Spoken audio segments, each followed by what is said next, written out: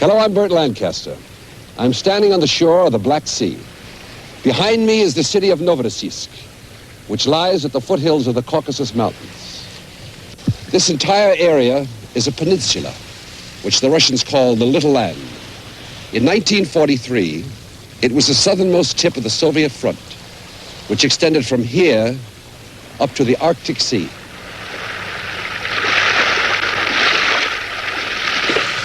At the same time, the Battle of Stalingrad was taking place in the summer of 1942. The battle for the Caucasus began. Hitler wanted to open a road to the Near East, to India, by way of the Caucasus. It was a victory he wanted badly. That accomplished, he said, I will bring the war to the continental United States. The fighting for the Caucasus lasted 13 and a half months. In the battle for Novorossiysk and the peninsula, the greatly outnumbered Russians defended the Little Land for 7 months. Nazi planes made up to 2,000 raids a day on this area. German artillery barrages were followed by heavy infantry attacks. It was a long, fierce battle in which more than 1 ton of explosives were fired by the Nazis for every Russian defender. Leonid Brezhnev, then a colonel, was among the Soviet soldiers fighting at Novorossiysk.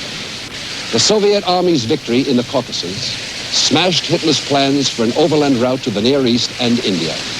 Now, our story, the Battle of the Caucasus.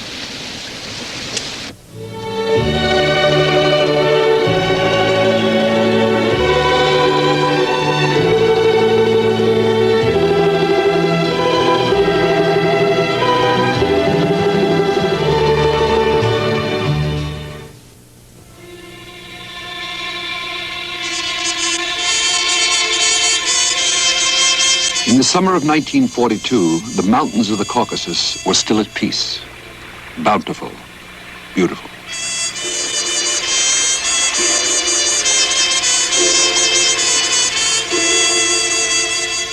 Hitler had plans to change all that. The prize was oil, the rich Soviet fields at Baku, gateway to the Mideast.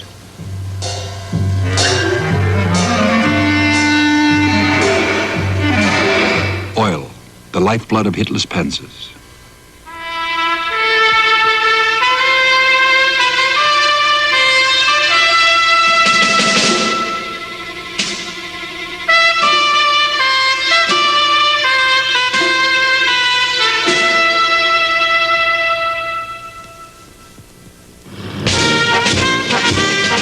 Early in the summer of 1942, the Wehrmacht launched its massive new offensive.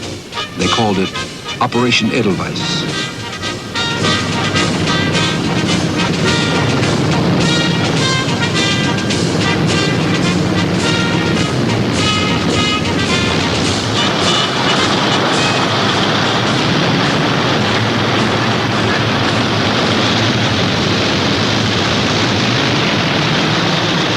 The first target was Rostov-on-Don. Then in the east, the panzers were to break through to Grozny and Baku. And in the west, Novorossiysk and Tuapse were to be taken, then the coast road into Transcaucasia. In the center, mountain troops were to cross the Caucasus Range. By July 23rd, the Nazis had stormed into Rostov.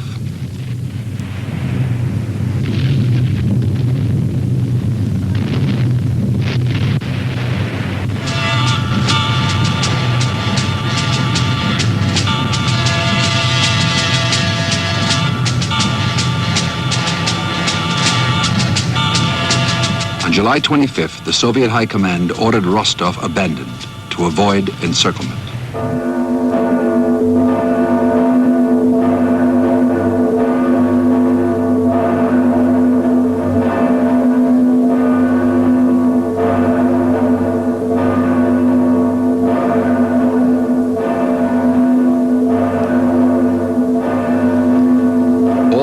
Transcaucasia, new units were forming for what the Soviets knew would be a decisive battle.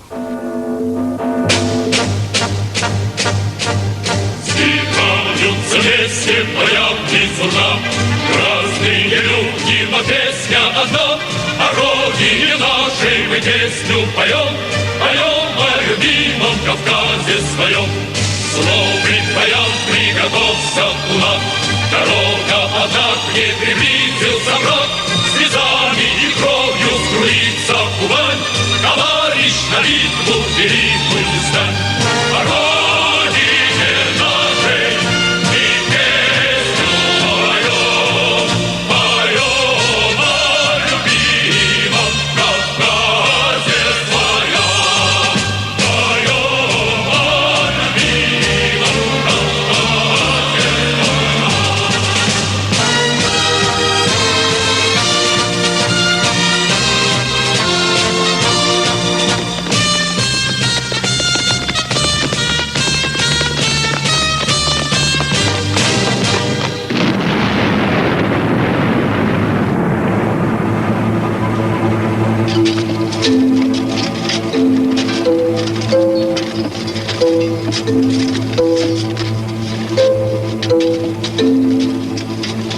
The network of fortifications that ran through the mountains was strengthened.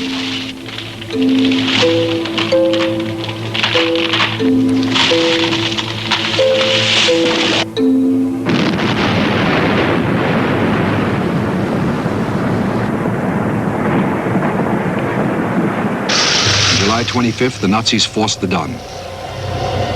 The resistance was stubborn, but unavailing. Nazi Army Group A, led by General von List, now numbered 40 divisions. It was superior to the Soviets by 1.5 to 1 in infantry, 2 to 1 in guns, 8 to 1 in aircraft, 9 to 1 in tanks.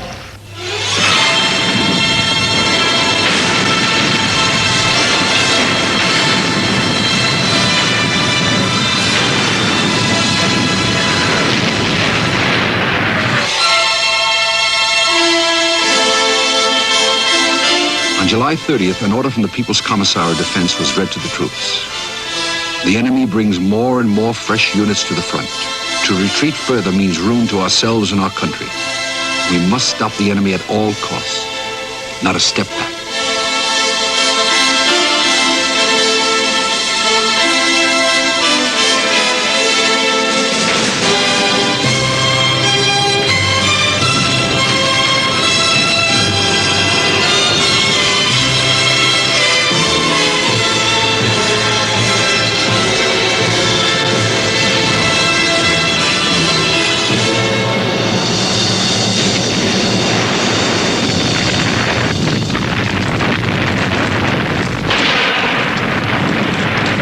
Brutally, the Wehrmacht ground forward towards the oil fields, the great naval bases of the Black Sea, and the mountain bastions.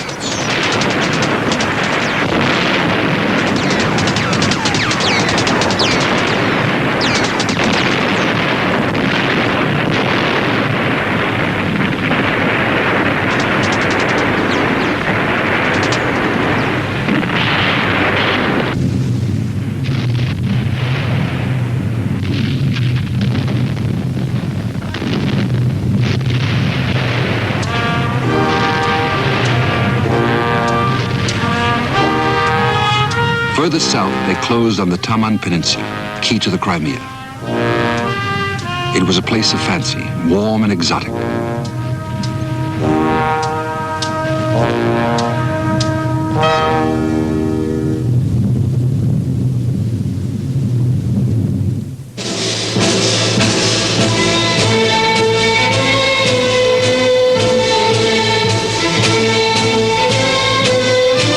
Our strength is in our indissoluble friendship, the message came. Everything for the front, everything for victory.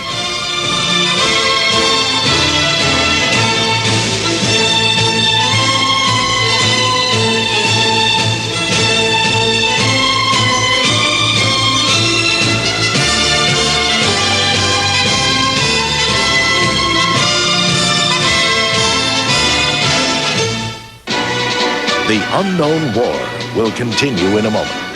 Battle of Caucasus.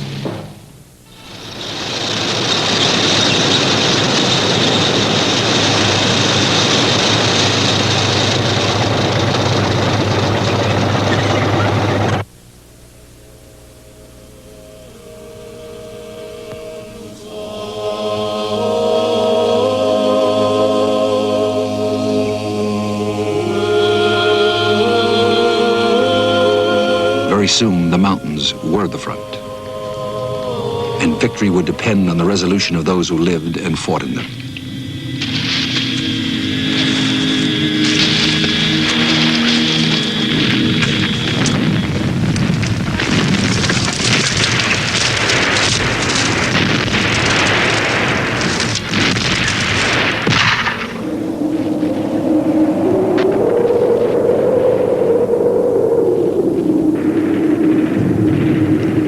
At the beginning of August, the Germans had been in the foothills to the Caucasus.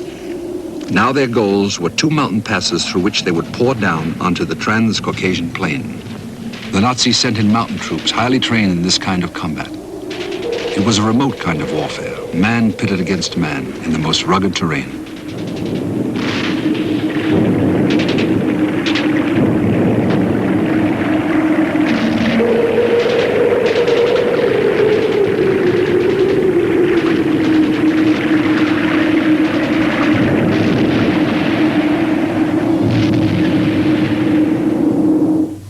They planted their twisted cross atop Mount Elbrus, highest peak in the range.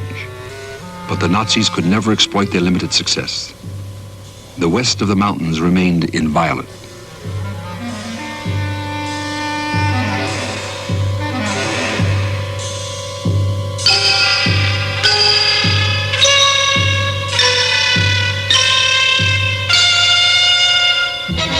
Thwarted, the Nazis intensified their efforts to take the Black Sea naval bases to the south. Prime among these was Novorossiysk. It was to become the key city in the battle for the Caucasus. Novorossiysk would be bitterly contested.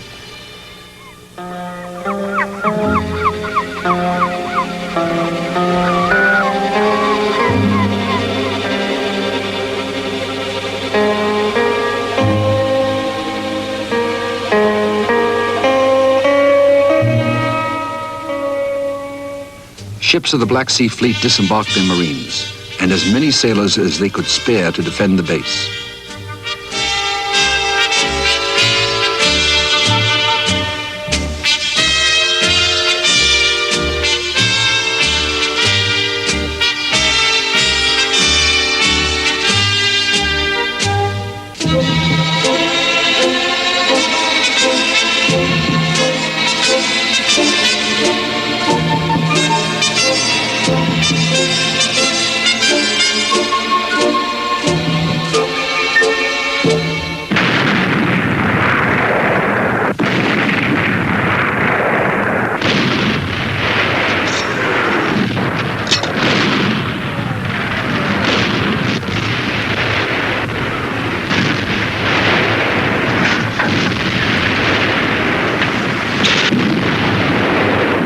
Fighting was extremely heavy.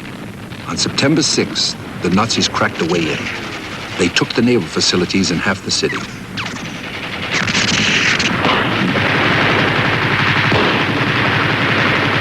There, the Soviet Marines and Red Army units held them.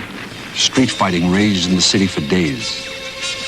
The Soviets turned the tide at the Ep12 cement factory. It was here that the Nazis were stopped.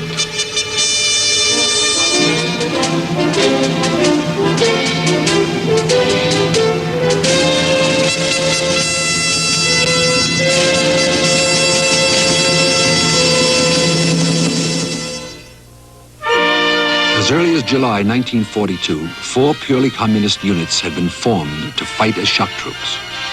Volunteers continued to join the party.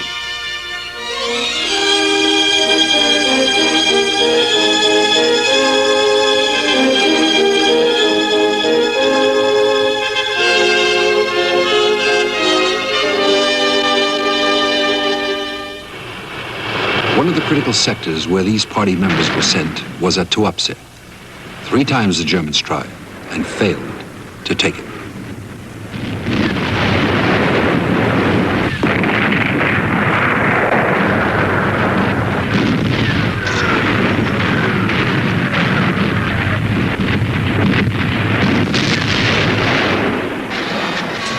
The news came hot from the frontline presses. No word yet of outright Soviet victories, but solid news that victories were being denied the Germans on the coast road and in the oil fields.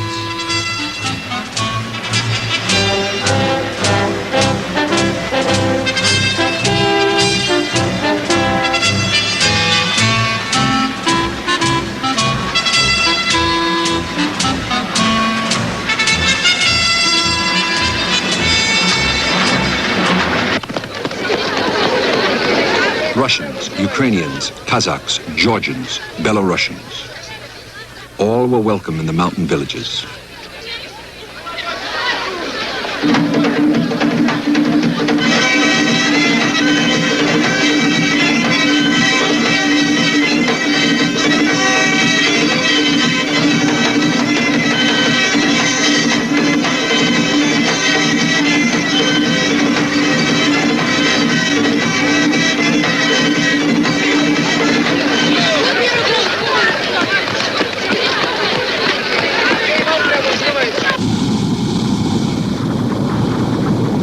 First week of August, Soviet engineers dismantled the Maikop field and carried off the reserves. What they could not move, they set ablaze. Hitler's dream of oil had been blasted. The Germans arrived at Maikop on August 9th. Too late. They'd been counting on that fuel for their panzers.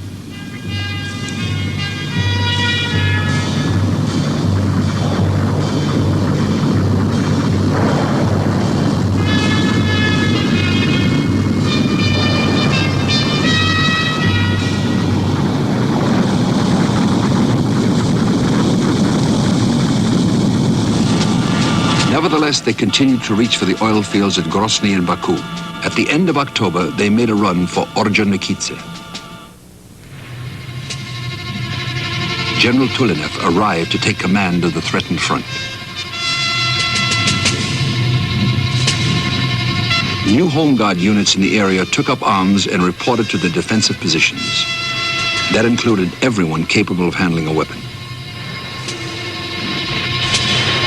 On November 2nd, the German armored columns were reported within 5 miles of Ordzhonikidze. They never advanced beyond that point. It was the furthest point south and east that any German was allowed to tread. The unknown war will be back after this. Battle of Caucasus.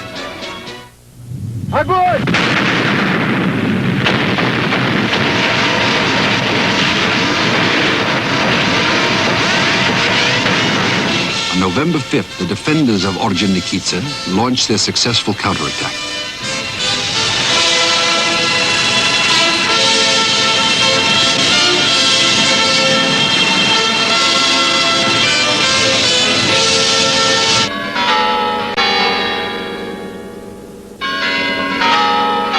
November 7th was the 25th anniversary of the October Revolution. Stalin marked the occasion by announcing that the country had passed through a severe trial, but that the most difficult period was over.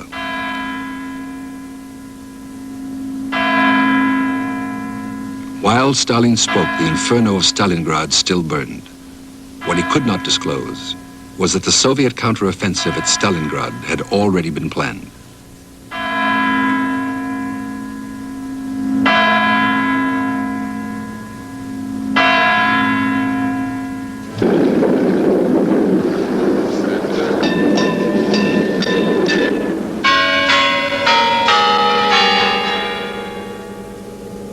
On November 19th, 1942, a new phase began. The counteroffensive at Stalingrad was launched.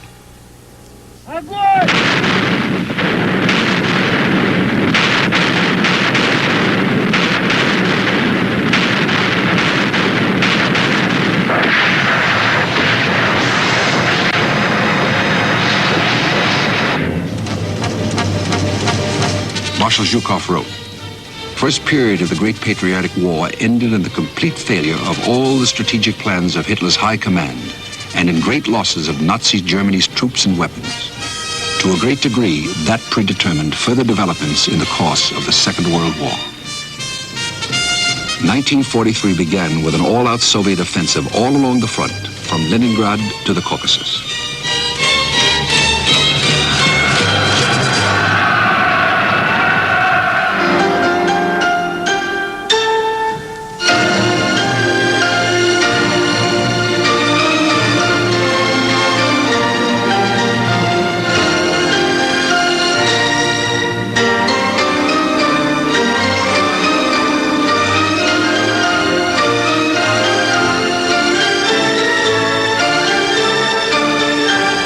The Germans had been driven back, the population could return.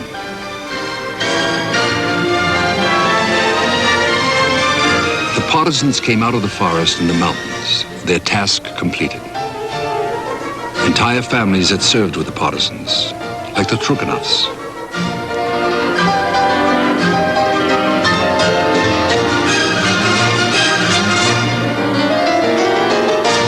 Now they reclaim their birthright. Ruined homes and gutted factories.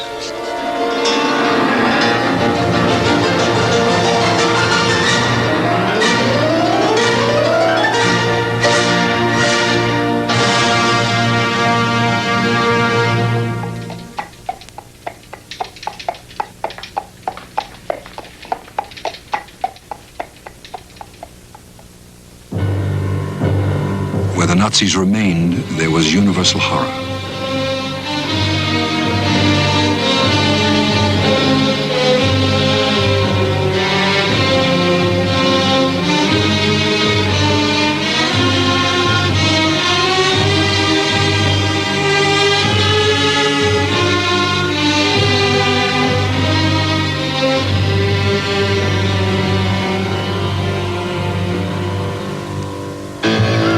Soldiers of the Red Army had good reason to make haste.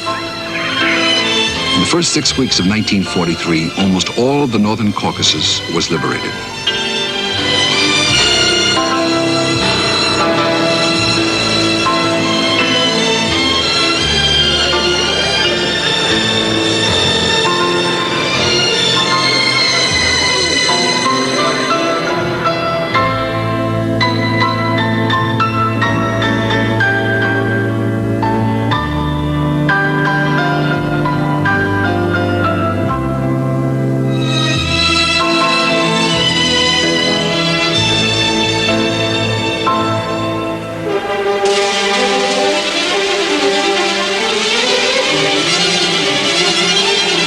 Atop Mount Elbrus on February 17th, the red flag marked the victory.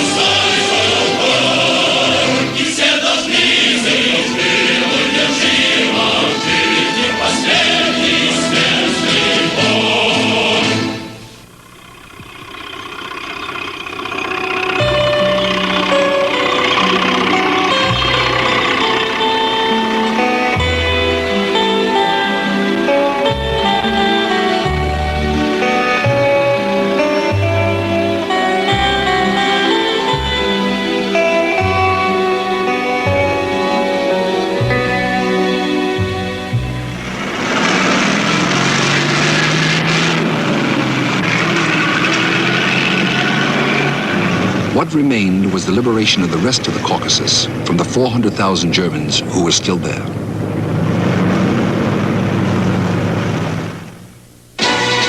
The unknown war will continue in a moment. Battle of Caucasus. The Nazis called their fortifications in the Kuban the Blue Line. Novorossiysk and Krimskaya were its strong points. They were almost impregnable.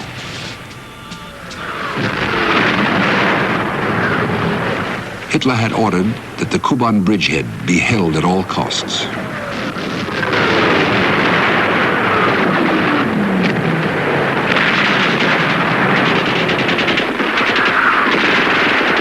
On February 1st, the Soviet 47th Army launched its offensive against Novorossiysk. In addition, 2 seaborne landings gained a foothold behind the German lines at a place later named Malaya Zemlya, the Little Land. Most of these men were wiped out, but Major Caesar Kunyakov led 900 of them to the Misaka Mountain, where they fought off massive German attacks.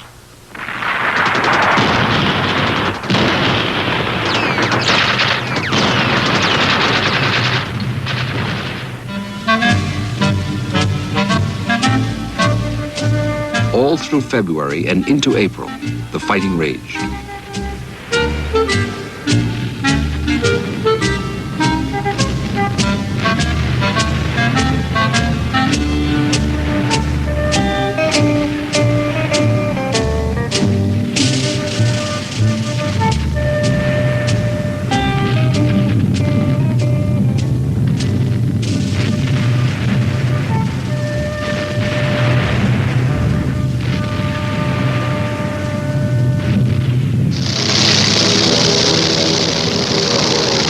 On April 17th, the Nazis launched Operation Neptune to throw the defenders of the little land into the sea.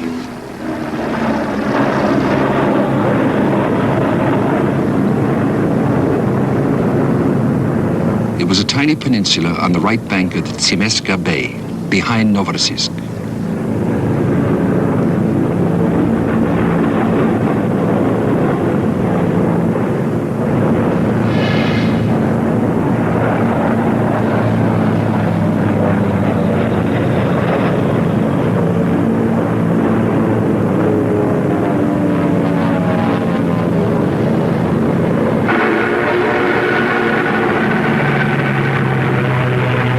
Nazi formations of 60 aircraft at a time screamed over the little land.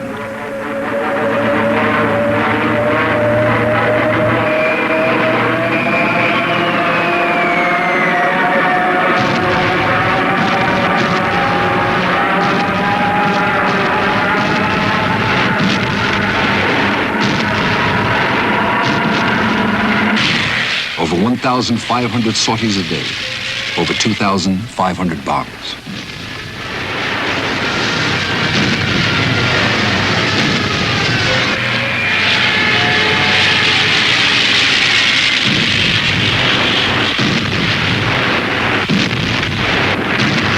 Four German divisions were committed.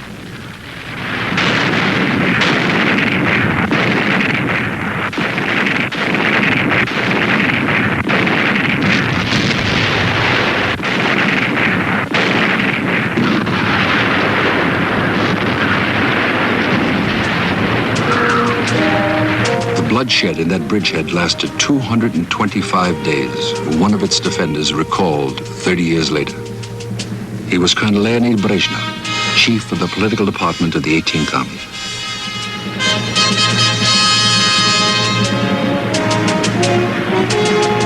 We had the Black Sea behind us and the enemy in front, Brezhnev recalled.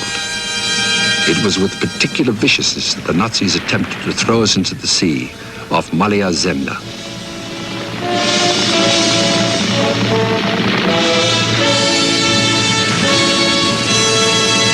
The defenders of the little land were not to be moved. Hitler's Operation Neptune failed.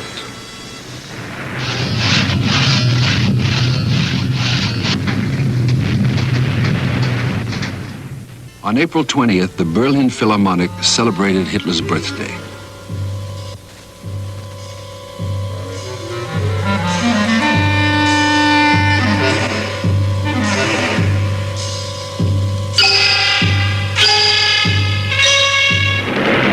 In the Taman Peninsula, the Soviets were beginning their major efforts to wipe out the Nazis.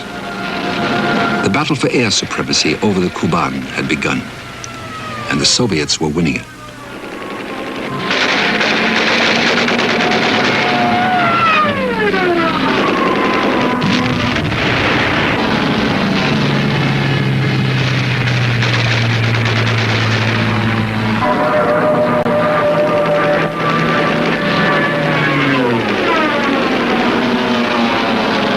They claimed a total of 1,100 Nazi planes destroyed. By the end of April, the Soviets had battered their way up to Krimskaya village, northern bastion of the German Blue Line. It was a hard battle.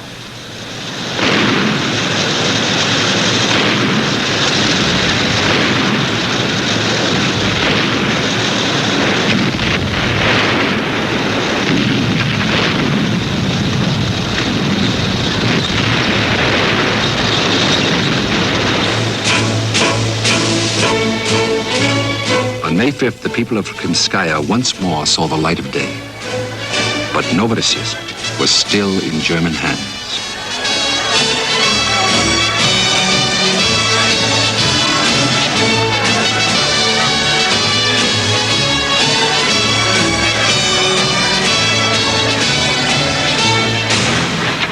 savage fighting in the Kuban had far-reaching results.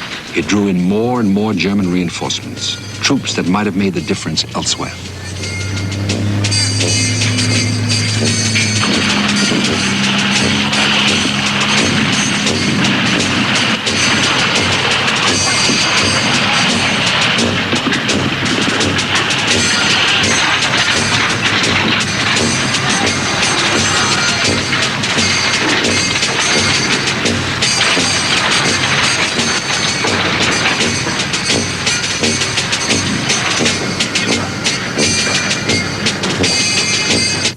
All through the summer of 1943, the bitter struggle in the Kuban continued.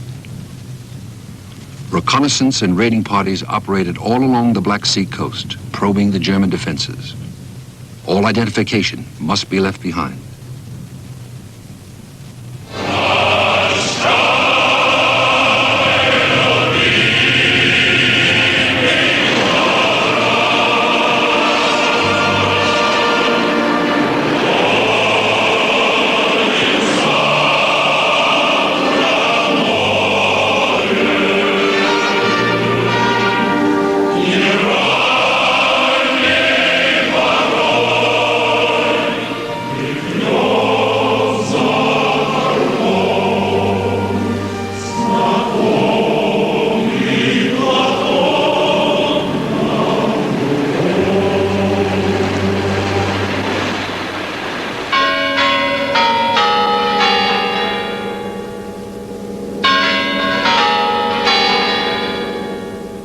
At the end of August, the Stavka, the Soviet High Command, completed its plans to liberate Novorossiysk and liquidate the Nazis in the Kuban.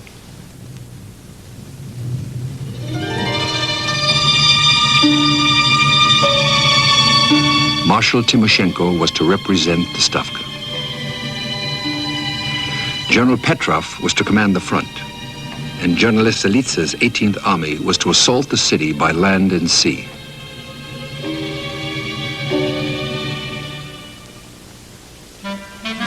The Germans had made every building a strong point.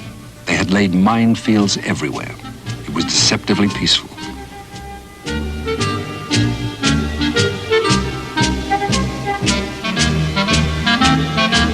The amphibious force gathered on the Soviet side of Semeskaya Bay.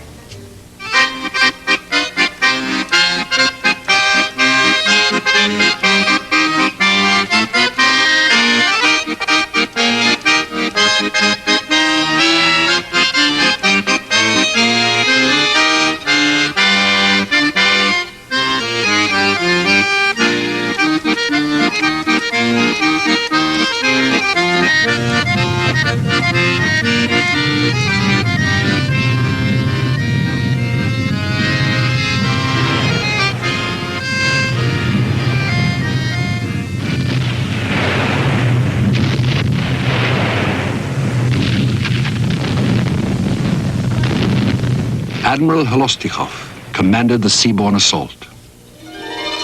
His ships waited for H hour. It came in the night.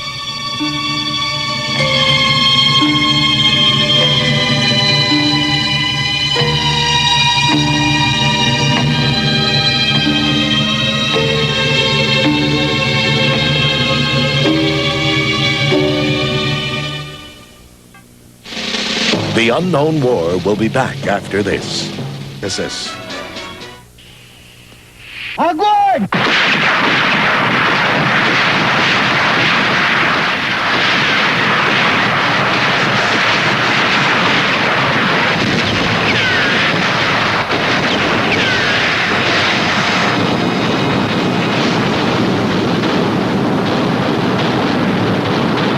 It was September 9th, 1943. When dawn came, it would be a year to the day since the Germans had been halted at the October cement factory.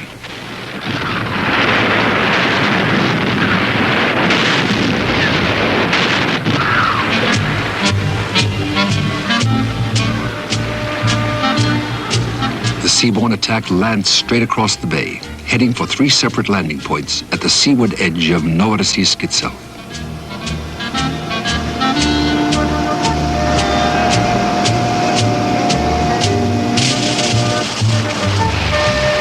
The Soviet Marines hit the beach early in the morning of September 10th and began to fight their way into the port. The battle lasted 6 days and nights.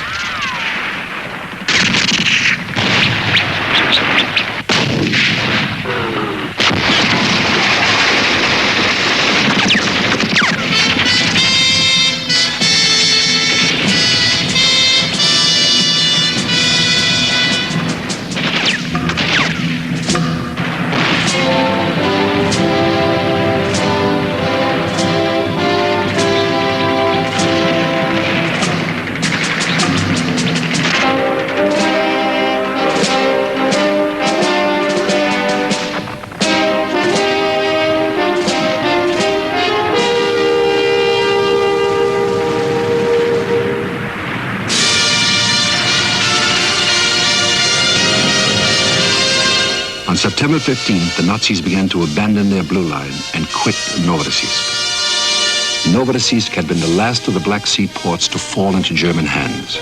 Now it became the first to be freed.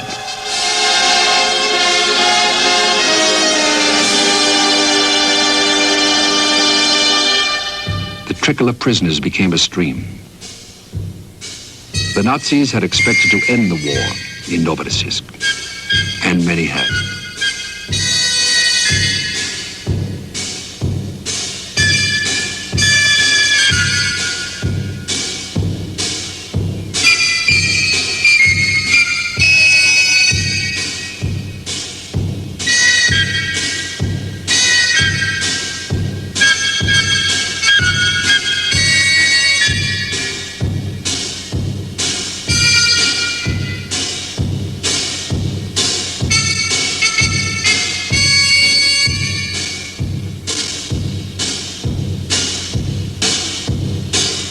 Novorossiysk was a city of silence, with few to welcome the victors.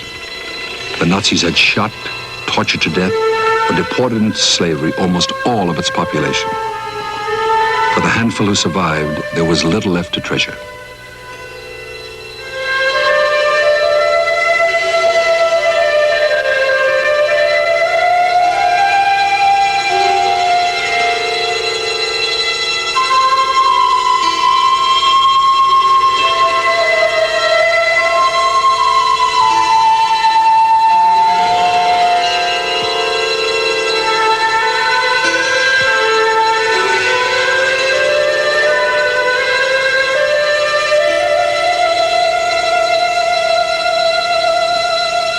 The Soviet press compared the terrible ordeal of Novorossiysk with that of Stalingrad. They had much in common.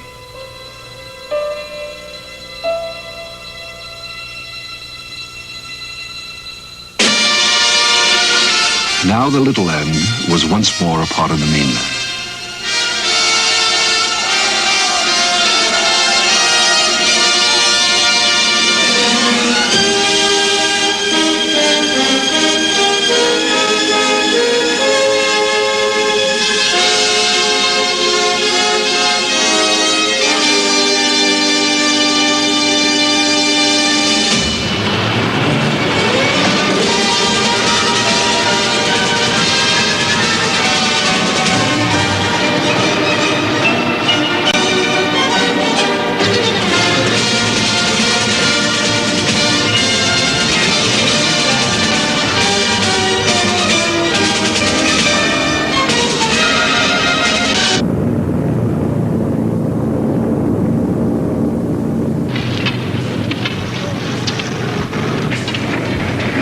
Forced out of the Blue Line, the Germans began Operation Brunhilde, their planned withdrawal of Army Group A into the Crimea and northward to the Ukraine, where the Battle of the Dnieper was in progress.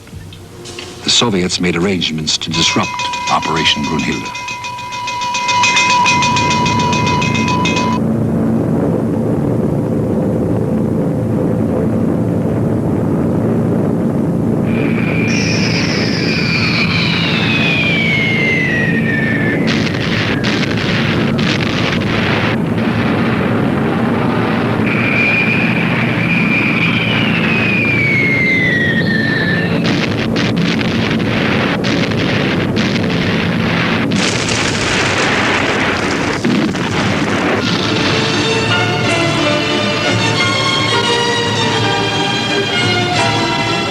whole of the Taman Peninsula was swept clean of Nazis. On October 9th, 1943, a victorious chapter in the Great Patriotic War ended. The Great Battle of the Caucasus was over. In the course of it, Hitler had sacrificed 400,000 men.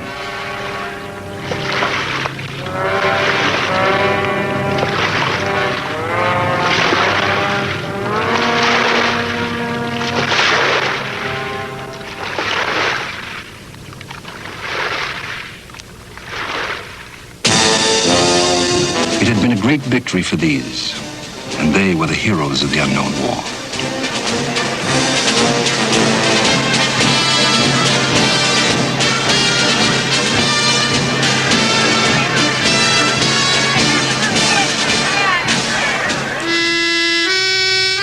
But they still had more trials to face.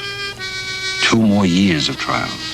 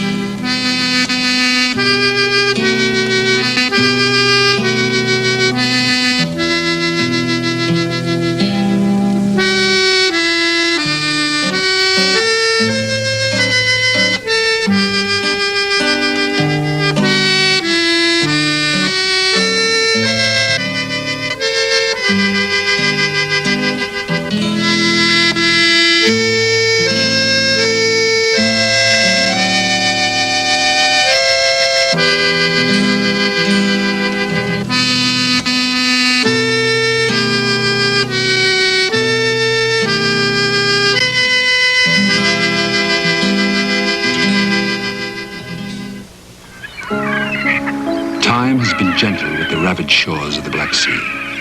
The scars have been healed where Novorossiysk greets the sea.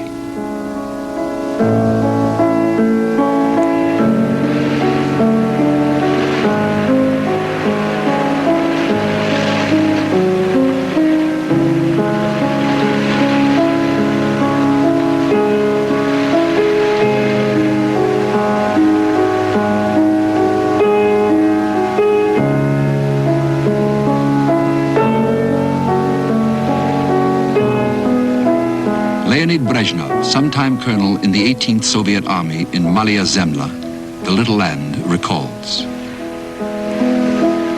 The earth was in flames, rocks smoked, steel melted, and concrete crumbled. But the men, loyal to their oath, did not budge an inch. When you remember what we had to endure here, sometimes you don't believe that it all happened, that you could stand it. But we endured. We overcame everything. We went through all of it and won.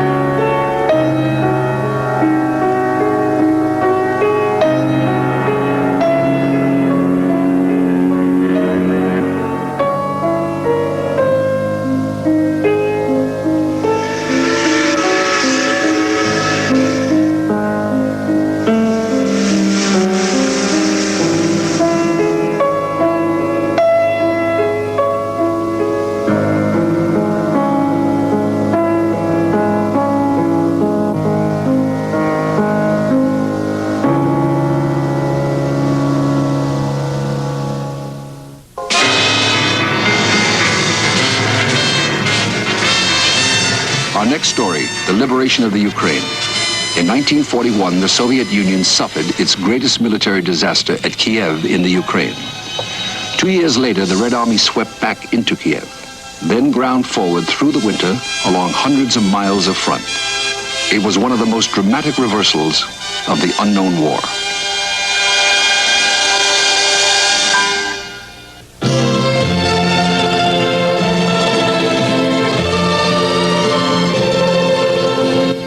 Tomorrow on Kingdom of the Sun, female-dominated families of mongoose protect themselves from attackers with unique communication.